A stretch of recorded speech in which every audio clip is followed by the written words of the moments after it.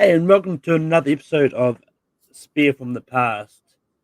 Um, moving it, this is our first the actual WWE pay-per-view that we've hit. Like we've started off in WCW, now we've moved on to Judgment Day. I was almost going to do a joke and play the Judgment Day theme song, but I didn't want to get there just because I was going to do a running joke of we're going to be talking about Damian Priest, Finn Balor, and all that, but we're not. But I've got Jacob Cameron here. Jacob, how are you going? I'm doing very well, Malcolm. Thank you so much for having me. When I heard you were doing a wrestling show, I was thinking to myself, I hope he invites me on, and sure enough, you've invited me on. I'm very grateful for that because I love talking about wrestling with like-minded wrestling fans because sometimes it can be pretty depressing, but when you get like people that like really are as passionate about it as you are, there's nothing quite like it. Oh yeah, definitely. And a question that like I've decided going to sort of ask people now is like, I didn't do it for the first one, but like, how did you get into wrestling and all that? So, a friend of mine who I went to school with, well, long story, but my first wrestling show was WrestleMania 25. I know that's regarded as one of the bad manias, but Shawn Michaels and Undertaker's on that show, so I will not hear any arguments that that was a bad mania. Like, one match show, sure, but a bad mania, we can argue on that. But that was my first show, and from that moment, like I was hooked. And I think from like 2012 to 2014, I kind of took a break because WWE got really bad in that era, like anything that wasn't CM Punk related. But then, like 2014, I came back, and then I never looked back. Yeah.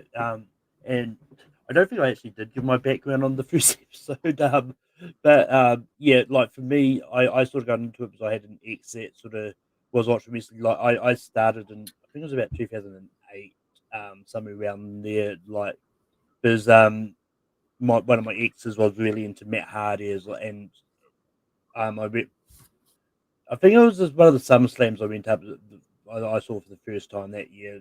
But yeah, so that's kind of how I got into it, and I got yeah, the reason I'm gonna say this every episode, but the reason I started the show is like I pay for WWE Network, but I only ever use it to watch pay per views each month. So I was like, you know what, I'm gonna use it do this show as an excuse to watch more than just the usual monthly pay per view or every 2 weeks, depending on how many I want to throw at us. Um, but with that, we're going to jump into this. Um, so this was an interesting one, especially when we get to one of the storylines in this. Oh, But we now I did look up the thing. I know there was a match on Sunday Night Heat, but I couldn't find it anywhere. Nunzio versus Akio or something. But did you ever watch that match at any stage? Or not really. I did not. I mean, I would have had I would have known of its existence. I would have tried to have searched it out because I love me some Nunzio. Like his run in ECW, I thought was great as Little Guido. So, and a good friend of mine, Phil, who runs a channel called Phil Talks Sports, he's Italian, and so by proxy, like Nunzio is one of his favorite wrestlers ever. Yeah, there's for whatever reason WWE doesn't have those Sunday Night Heats ones. So like, we're not going to talk much about that. We're not going to talk about that anyway. I just wanted to see if you had seen it. Like, not really no like not that. But the first match we had on the card was Eminem, which was Joey Mercury and Johnny Nitro, defeating Charlie Haas and Hardcore Holly. What Jacob, what did you think of this tag match?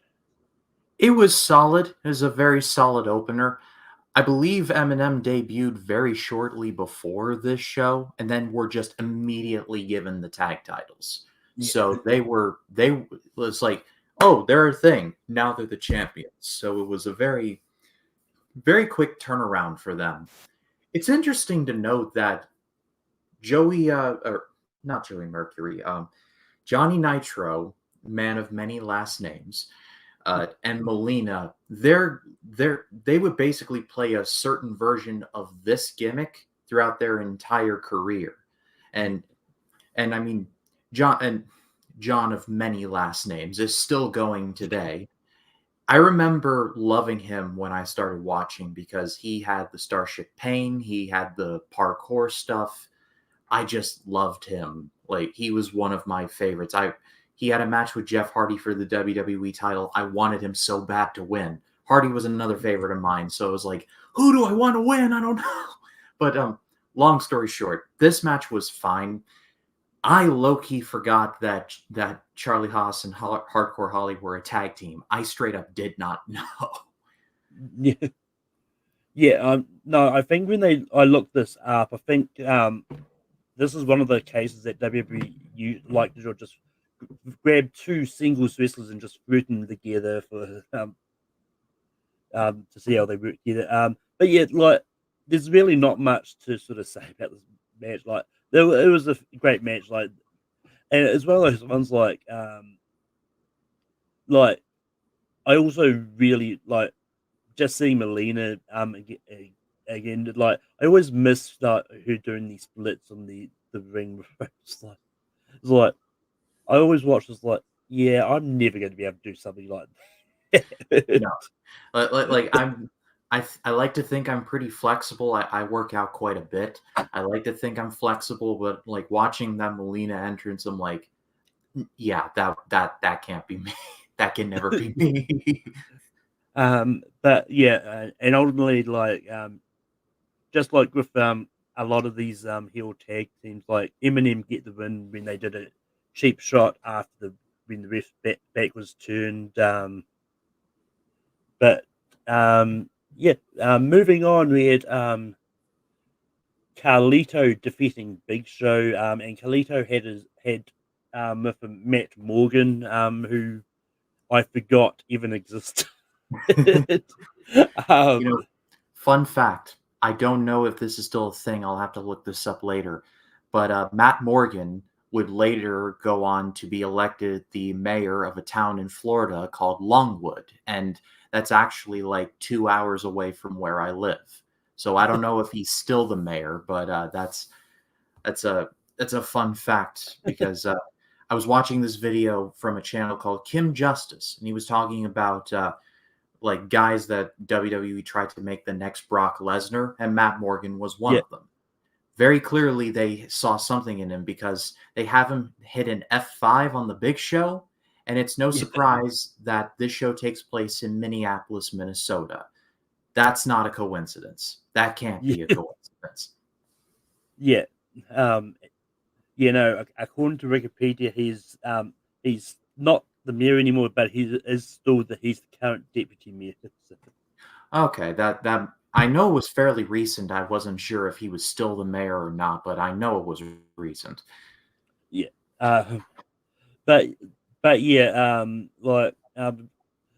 yeah, but when Khalid comes out, he does the typical hero promo where he just destroys Minnesota and introduces Matt Morgan, and yeah, and I remember reading up about the whole F5 moment, but apparently because Brock Lesnar was out of the WWE at this point, like that's how why they could were allowed to use it. The hub is apparently it's just supposed to be dedicated to Brock Lesnar or something. I'm not, but yeah, Yeah, it's also weird that when he was in Japan, he hit the F5, but he renamed it the Verdict because do you get it?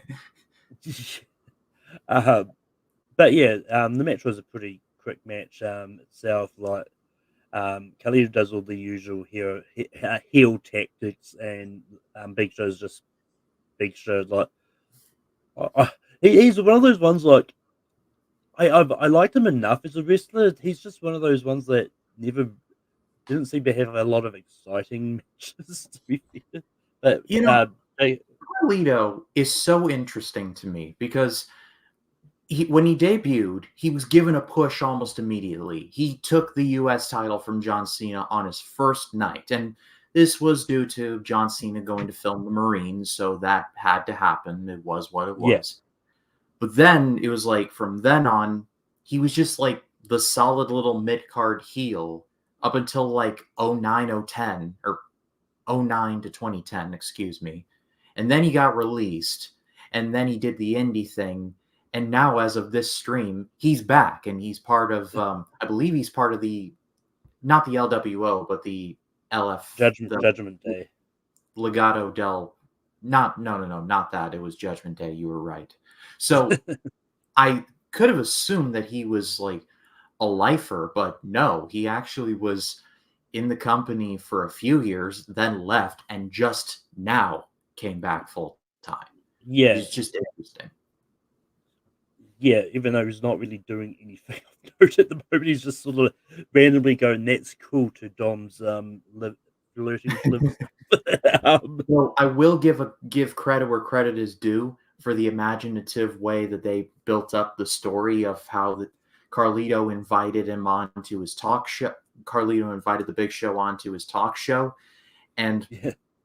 basically he had the Big Show eat a poisoned apple. Like Yeah. that was rather creative. I got to give him credit on that. Yeah. But yeah, moving on. We have the first of I think it's about like 3 backstage segments just of this of this angle, but they had this whole like Kurt Angle and Booker T had a feud, and then there was this whole random side angle of Kurt and Angle wanting to have sex with Queen Shamel. Was like, and it's one of those ones that when I was watching this, like I'm gonna get a lot of these kind of storylines where they just don't work anymore. No, But it aged poorly as it was happening. oh yeah, because I remember reading a review from this, and that they and some even mentioned in the retro review of this, like, yeah, this one, like the crowd was not into this at all. But anyways, there was a backstage scene was been Booker T and Queen Shamel, and then they got a package from Kurt Angle, which turned out to be lingerie and handcuffs, and then Booker T. I'm going to go through all these backstage segments in just one go because we don't really want to dwell on this until we get to the match. And then Booker T leaves, and then after we get a match which we'll get to in a minute. But we've got Booker T walking around looking for Angle. After that, then we also get a backstage segment of Angle turning up in Booker's hotel room and pushing Shamel to give her a kiss. It's like all that is just really icky, and I get why no one really was into this. I kind of really wish I knew why they even decided to go this far into it. But Jacob, what are your thoughts about all these backstage segments? How long do we got? I'll try and not to keep us all night on this. I just want you all to understand. This was the first thing that Kurt Angle did after having that match against Shawn Michaels at WrestleMania 21. He parlayed directly into the feud with Booker T, where he said, among other things, Booker, I want to have sex with your wife. That was the first feud that he did after having that classic match, one of the greatest matches in Mania history. That was the first thing that he did. I normally am not a person to be like, that's problematic, that's gross, that is aged poorly, because, it was a different time, different context is everything. And I like to believe that we're learning more every day and we're trying to do better. I don't think they should have allowed this. And again, it's Vince McMahon. We got to call it like it is on that front.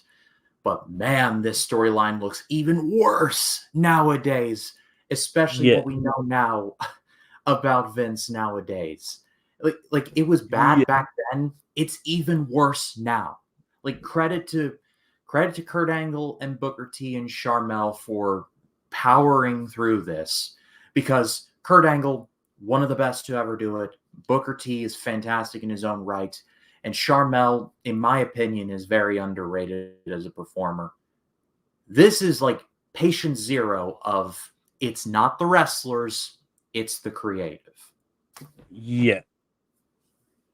Yeah, no, definitely. Like, I don't really have much more to add to this, but I just to give a parallel, like, you almost guarantee if Vince was still in charge, he would have had Liv and Dom going probably just this going down, like, and it like even like, and as much as I like the story, I think even the Liv and Dom stuff is getting to a little bit too like, do you really want to go that with it? They're pushing But it, but they're not there yet. yeah, and I don't think I'll ever get there either. But it's one of those ones like it also makes me jealous of Dom because I wish I had lived going after me to be honest. But but who wouldn't really? But anyway, Exactly. in between those backstage segments, we had a match between Paul London and Chavo Guerrero for the WWE Cruiserweight Championship. And it's one of those ones like I actually really forgot how exciting Chavo Guerrero is as a wrestler. I think now he's a trainer in WWE or something. Um, so and it definitely shows like how respected the Guerrero name is. Like um, and and and Paul London is someone like because I've heard of him. I think this is the first match I've probably seen of him. But but yeah, it was a pretty solid match. There really isn't much to say. Because like it was just a standard match, like no shenanigans really. But Jake, what are your thoughts about Paul London versus Chavo Guerrero? It was a very good match. To be perfectly honest, like it was like right after the whole like, oh, we got a gift, and it's like lingerie and handcuffs and that whole thing. And Booker's like, I'm gonna go find Kurt Angle, and I was thinking to myself, all right, we're getting this over with now. And then when I heard the first beats of, ooh, Chavo, I'm like, wait a minute, we're not doing the Booker T Kurt Angle match now? Like, it was so jarring to me. So, like I was thinking, like, oh, he's gonna go find him, and like they're gonna have the match now. But no, no, no, we gotta wait. But the match itself was good. Paul London is someone who I think is really underrated. Like he was really solid from all the matches that I've seen of him. His tag team with Brian Kendrick was just before my time, but they were both like really good and they worked great as a team together. It's a shame that London got fired because he smiled during that whole like Vince McMahon like limo blow up thing, and he's making his way down the down like, and everyone's looking at him, and London's like doing that, and so he ended up getting fired for it. It's a shame because London Yeah. is really secretly really good. Watch his work in Lucha Underground if you want proof. Oh yeah, no, I've got no doubt that that he's good. Like, it's just one of those ones like hearing how some of these wrestlers get released, like it can be really fun. It's like smiling in the backstage segments, like, that that's just ridiculous. But but then moving on, we had the two backstage segments we already talked about, and then finally we get Booker T defeating Kurt Angle, and yeah, look, despite all that actual storyline. I think the storytelling in the match and the match itself was a really good match. Like, and it's just and like because you could tell like Booker like all that stuff like Booker T was just wanting to punish Kurt Angle and it's just a really good match. And then after the match, like um, Kurt Angle then attacks Booker T after Booker run, and then tries to handcuff Sharmell to the ring ropes, but then Booker stops him and then gets Kurt handcuffed to the ropes. And both Booker T and Queen Sharmell just start attacking him, and then Sharmell just kicks Kurt Angle's wide in the nuts, and it just that whole match and the post match stuff I think is great. And yeah, but Jacob, what are your thoughts about Booker T versus Kurt Angle? I mean, you take away the grossness of the storyline, it is a very good match, but it's unfortunately like, why couldn't they have just had a match? Like Booker T and Kurt Angle just can't get out of their own way, and so they got to have a match to where it's the two of them like settling their beef. Like what else needed to be done there? It just Yeah, because, like I said, Kurt Angle, one of the greatest to ever do it. Booker T, fantastic in his own right, and it just like Kurt Angle's 2005 is so weird because he would have the Mania match at 21. He'd do this, and then he'd be drafted to Raw, and he would be a heel there. But because he's awesome, you couldn't pay people to boo that man. And then he went to TNA afterwards, and that's a whole nother story for a whole nother time. yeah, So his run in his last year in this company was so weird, but it was like populated by these gems, both large and small. I could talk about it all day, but I know we got to stay on target with this. I guess, period at the end of the sentence. Good match. Honestly, I think my second or third favorite match of the night. I got another one just above that. But man, this story just does not. It didn't age well back then. It ages even worse now. But we've already discussed that. yeah. But moving on to something else that may or may not age well, but we had Orlando Jordan versus Heidenreich. And apparently at this point, Heidenreich had a gimmick of looking for a friend, most usually a kid, to read a poem. There's nothing to look into with that. Malcolm, when I first heard Heidenreich's music, I'm like, who is this? And I saw Heidenreich, and I'm like, oh my god, I forgot he was a thing. And he had like the style of like the text of his Titantron is Clive Barker's Hellraiser. If you look really close at it, it looks like the green tint of that Clive Barker's Hellraiser logo, or maybe I've watched way too many horror movies at this point. But man, it was so odd. Like, I'm going to find me a friend. I'm like, where are you going with it? Like Mr. Heidenreich, like to quote Quentin Tarantino from Little Nicky, you make the Lord very nervous. This was a nothing match, to be perfectly honest. I remember when they tried, and like the flood of memories came back as soon as I saw him. I'm like, they tried to make Heidenreich a thing so bad. They put him up against The Undertaker, and Taker couldn't even do anything with him. That's how bad he was. Yeah.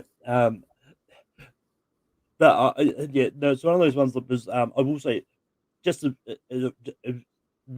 I also found this match a little bit of a weirdly weird placement, especially after all the whole Kurt Angle Booker T stuff.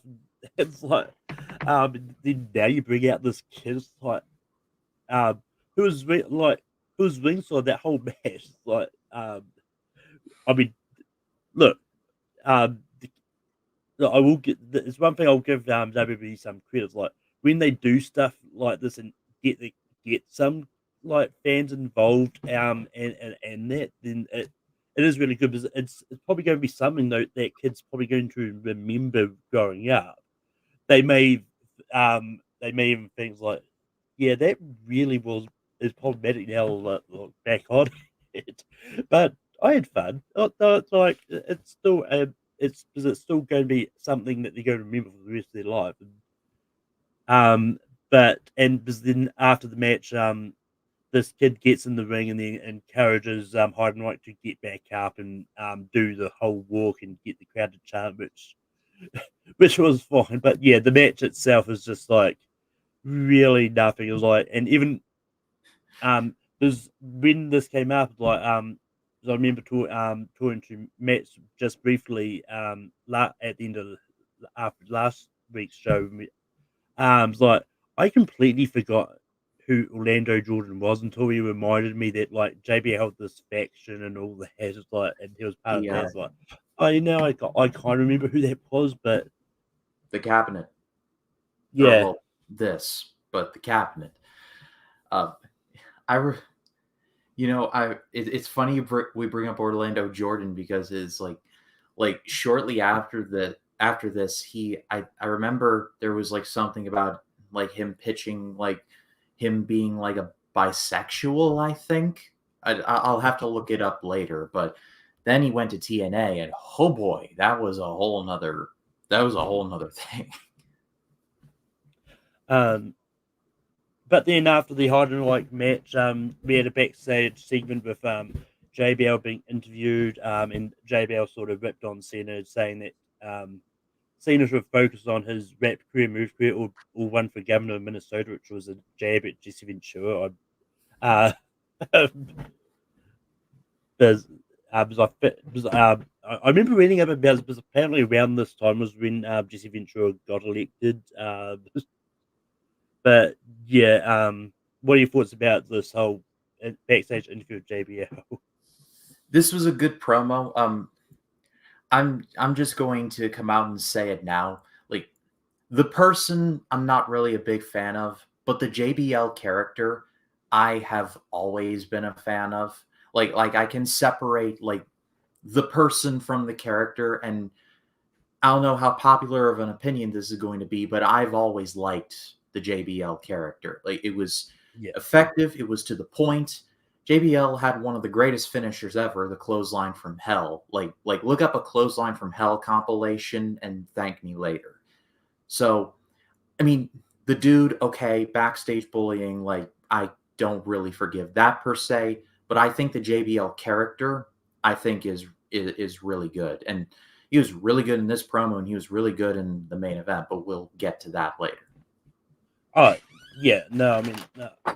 Like I've always kind of liked JBL as a character as well. Like and it's just and he's just always been someone that I think he's always been a good talker as well. Because even the moments I think it was last year when they paired him up with Baron Corbin and all that. Like um, he's always been someone that's been good at talking and like hyping up people. So especially in this era, like I've seen a few of the matches from this era with JBL and that, like and his promos have always been pretty good. So And one thing that I did want to bring up, and I don't think I mean, I guess I could have brought it up in the main event, but JBL as a character, just he was a heat magnet. It's the kind of heat that was, it's the type of heat that you really can't buy. It's like that it factor to it. Like you either had it or you didn't, and he had it like wholeheartedly. And not to mention, JBL's kind of underrated in that he knew when not to take himself seriously. Like the stuff with the toy Godzilla in Japan, yeah, I'll never not laugh at that stuff. That is just hilarious to me. So he knew when to be dominant and he knew when to basically be the villain fumbling all over himself. And he knew that difference in a time when Triple H was doing the whole reign of terror thing. So person is another different story. But as far as the JBL character goes, I will die on the hill that JBL is a really great character. yeah. And actually, one thing I did forget to sort of mention off the top is that this was in the era where each few months, unless it was one of the big four pay per views, it was either SmackDown or Raw. This was, I believe, SmackDown pay per view, and so yeah, but and then after the whole JBL promo, we've got Rey Mysterio versus Eddie Guerrero, which I think is the either the second or third match, which before it hits becomes the Custody of Dominic match. So I'm pretty sure this was the year that whole all happened. Yeah. And the match itself, it was a pretty solid match. Like Rey Mysterio has always been one of these wrestlers I've loved watching. And it'll be a sad day when Rey Mysterio eventually does decide to retire as well. And I'll mention that. Oh, I was actually briefly going to mention that when we get to the next match anyway. And then the match ended by DQ when Eddie attacked Ray with the chair. And then after the match, like Eddie teased that he was going to just walk out of the chair, but then he decided to just keep attacking Ray some more. But Jacob, what are your thoughts about Rey Mysterio versus Eddie Guerrero? This was my second favorite match of the night. I really loved this match. Like you were touching on, Malcolm, it's Rey Mysterio. I think he is in the conversation for one of the greatest of all time. The fact that he is still going, like we talk about, like he's toned his style down, and sure, I mean the man's getting older. We all get older. It happens. But the fact that he's still going strong to this day is just a testament to his ability just as a wrestler. And, you know, this is actually the Dominic ladder match. That happens at SummerSlam this year. So Ray and Eddie fought each other almost exclusively from Mania up to SummerSlam, which is just a very, very long feud. And there has been a lot made about how, like, they're fighting over the custody of a child. Like, that was the blow off to the whole thing. Yeah, But it's Rey Mysterio and Eddie Guerrero in the ring together on an incredibly consistent basis. Are you really going to turn that down? I mean, we can argue about the storyline all we want. I think it's a little weird they're fighting over the custody of Rey Mysterio's son. But if it gets these two into a wrestling ring, I'm willing to look past it. And despite the implications of the SummerSlam match, that match is really great. Like you all go and watch it back. Like it's really good stuff. yeah, yeah. It's one of those ones like just like especially seeing matches with these wrestlers that have passed, like it. So like especially Eddie Guerrero, like he's one of those wrestlers that was just really good in the ring, and just the fact we sort of he lost him too soon, it's just really sad. I know there's at least one pay per view that's potentially could get spun that is going to be very hard to talk about for a specific reason, because and I'll just come out and say it's the Owen Hart of it all, but Oh yeah, over the edge. yeah, um, but just for those circumstances that would be hard, like, but yeah, but as we move on, to John Cena versus JBL for the WWE title in the I Crit match. Before we get into this match, I did want like I was going to save this till when eventually Money in the Bank 2024 gets spun, but it could be a while, it may not, I don't know. But it was recently announced that next year is going to be John Cena's sort of last sort of full time type of role as a wrestler. He is going to retire at the end of December. He kind of confirmed at the press conference. So and I get it. Like John Cena's been active for at least 24 years. Like he like with wrestlers, like when they get to a certain age, it's really hard for them to keep going as hard as they do sometimes. And plus, like John Cena's sort of pretty much completed his sort of rock transition into Hollywood as well. And and I think it's one of those ones um, that I think um, John Cena's done everything he probably can do in WWE at this point. Like there really is not much there for him to do. But just quickly, Jacob, what are your thoughts about John Cena sort of retiring? It's really sad because Cena won the world title at WrestleMania 25, the first wrestling show I ever saw. And so from like that point on, I've always kind of been a fan of his. Like even when he was at his most like lol Cena wins, there was still a part of me that was like he's still really over with me of because he was at such a level to where like he just couldn't be touched. And so I kind of knew this was coming because like he started appearing less and less, and then he got the peacemaker role and just everything of that everything of that sort. I'm gonna miss him in a wrestling ring, but I'm more than happy that he's getting more and more roles in the acting world. So I'm gonna miss him, but I'm also happy for him. Oh yeah, no, it's one of those ones like when they announced it was coming out, I was like at first like, oh yeah, what is he going to announce? Like, is he going to make a like a WrestleMania match early? But then as when he came out, I was like the tales like the last time is now. I was like, oh shit. Um,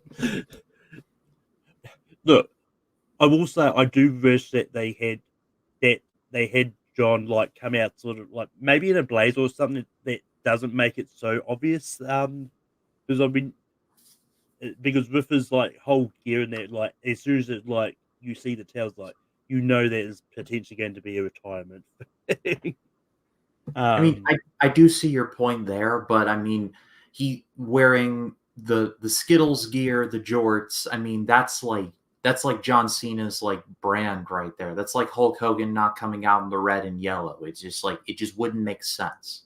oh yeah, no, I get that. No, what I was meaning is like have like something covering the back, then when he announced it, takes it off or something.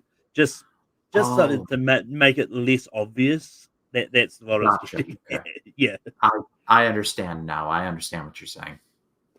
Um, but anyway,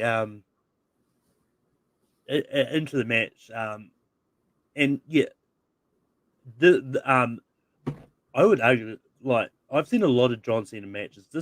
I would argue this definitely has to be in the would be in a top 12 John Cena match list, most definitely, because it really was a good match. Like, and I've seen a lot of I Quit matches too. Like, I don't think any have matched the brutality that this one got. Like, you No. had John Cena having blood really running down his face, like, and like just everything they were doing, just with all the spots, like it was just everything you want to see. Is like, but Jacob, what are your thoughts about this hot I Quit match with John Cena and JBL?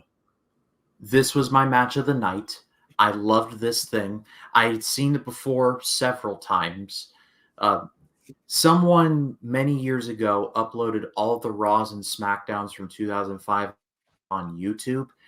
They no longer exist. The channel got deleted for very obvious reasons. But I remember watching the like all the SmackDowns like leading up to it, and honestly, the promo package leading up to this with JBL saying to say the words "I quit" means another man owns your soul. I love that line so much, Malcolm. It just hits so hard with me. And then the actual match itself, where just Cena just bleeds buckets, and like when JBL's like "Say I quit," and Cena's like, the one that got me was like, "Hell no!" And he just throws JBL into a TV set, which was just crazy. And then they're just fighting all over the arena. They abuse JBL's limo. They get onto that big old flatbed truck that John Cena came in on, hits JBL in the head with a microphone, and he goes through a table. This match is just it's crazy. It's Yeah, one of the most gruesome I Quit matches I've ever seen. Like John Cena is a very good wrestler, But brawling John Cena is someone completely different. Like the Umaga match, the last man standing match he had, Royal Rumble '07. I would put that up like at this level in terms of like this is peak John Cena, like at like brawling level. Like he knows he is in a fight that he is going to have to work in order to win. And just I could talk about this match for hours and hours and hours, but to put the period at the end of the sentence there, I'm not sure if this is among my favorite matches ever. I'd have to really seriously think about that. I've never really done a favorite matches list mentally or like written it down, but this would definitely be in the conversation. Yeah. But and with that, that does bring us to the end of the card. And one thing I've been doing in the last few pay-per-views, I think it's probably probably going to be obvious to what you're going to say to this, but I've been doing a segment like if you could go back in time and change one booking decision on this pay-per-view, what would you choose? I'm not going to say Booker T, Kurt Angle because that would be too easy. What I would do, I would have Rey Mysterio get a pinfall win. I wouldn't have a DQ because the whole story of this whole feud was that Eddie Guerrero, no matter how hard he tried, he could never beat Rey Mysterio straight up one-on-one. Excuse me. And so that ended up happening as like the blow off to it all. But I think for my money, I would have like Eddie keep trying and trying and trying, and then just Rey finding like just a way to do it. Like I even have like a finish in mind where like Eddie goes for the frog splash, Rey gets the knees up, he cradles him, and then gets the 3 that way. Something like that.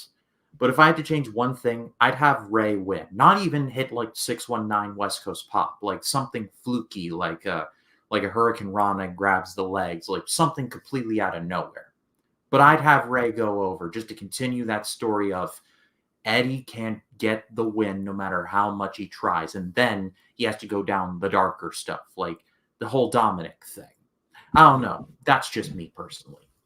Yeah. No, for me, this is probably tough because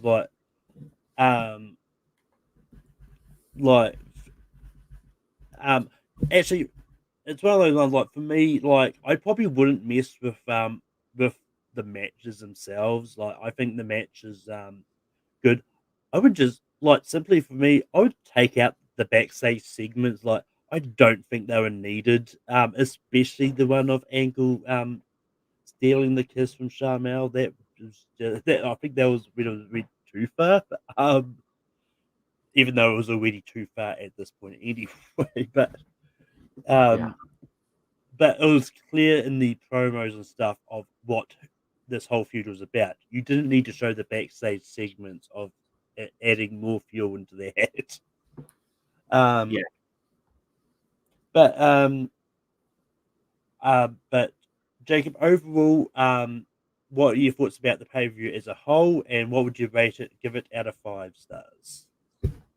I would hesitate to say that this is a one-match show because Eddie Guerrero and Rey Mysterio is legitimately really good. But really, this is a show that is saved by the last 2 matches. So I think on the strength of Rey and Eddie and JBL and Cena, I'm comfortable giving this a 3 out of 5. Yeah, for me, like I only really had some small nitpicks on this. Like overall, I thought the pay-per-view as a whole was pretty good. Like Orlando Jordan Heinrich, like it was a nothing match, and the whole backstage segment stuff, like the whole sort of ickiness of the Kurt Angle and Booker T feud, but the match itself was good. Um, I'm actually leaning towards a 4 out of 5 for me personally. Like, I enjoyed this as a whole. Like it was a lot of fun. Like even the lesser matches, I think were fun to a point. Um, but yeah, but it's just to me they weren't bad enough that want me to take points away for them, but um, though, but there really wasn't a lot there that was like, yeah, I'm gonna give this whole pay per view a 5 out of 5. Either. But it's time to spin the wheel for what the next pay per view I'm going to be doing is. All right. And what do we have? Once it tells me, Oh, it's the first WrestleMania. oh, that's an odd little show. I mean, it's, Yeah, they got like Earthquake and they're not Earthquake. King Kong Bundy and SD Jones on that show. They got Matt Bourne versus Ricky Steamboat on that show. That show is just so weird. It really is. yeah. No, I think so, so I watched it last year. Was I before the 40th WrestleMania, I was initially planning on watching all the WrestleManias leading up to it. Then I completely didn't. I started it too late. um, but um, but it'll be fun to revisit that again. And but that is the end of Spare from the Past for this week. Jacob, where can people find you online? So my YouTube channel is at RyanCam20. I do mostly all movie and TV content on there. I've been kicking around doing like wrestling stuff like on my other channel for a while yet. I was thinking of doing something like related to NXT, but that I got busy and that never really went anywhere. But I've been kicking around the idea of bringing it back. But my main channel for right now is at RyanCam20. I'm reviewing all of the 20th Century Fox X-Men movies in honor of Deadpool and Wolverine. The X2 review went up yesterday, so if you want to check that out. And then the Smallville podcast that I do drops every Tuesday. And yeah, I'm nearly at 500 subscribers. I am 2 away. So if you have not checked me out, please do. And yeah, you can find me on Tape Productions. I host Rankum every Sunday. Next week is the big 300th episode of Rankum, and we're doing top 12 action movies of all time. Where we take the top 12 action movies of each decade, and we can only pick from that list and make a all-time list out of there. And you can also find me popping up on Full Metal as I host trivia matches. And then I'll be back here next week as we talk about the very first WrestleMania. But that is the end of this today. And until next time, keep having fun watching wrestling. I don't have a gap over this.